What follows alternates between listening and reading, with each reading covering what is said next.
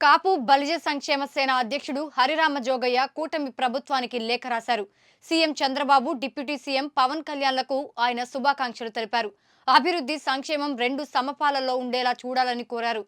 ఇద్దరూ కలిసి రాష్ట్రాన్ని అభివృద్ధి చేయాలని ఆయన ఆకాంక్షించారు. నిర్వీర్యమైన జిల్లా పరిషత్, మండల పరిషత్, పంచాయతీ వ్యవస్థలను బాగు చేయాలని ఆయన కోరారు. కృష్ణా జిల్లాకు రంగా పేరు పెట్టాలని, కాపులకు రిజర్వేషన్లు అమలు చేయాలని ఆయన కోరారు.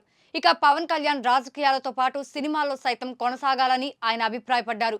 గతంలో వరుస లేఖలతో వివాదాలకు తెరలేపిన జోగయ్య కొంతకాలం సైలెంట్ అయ్యారు.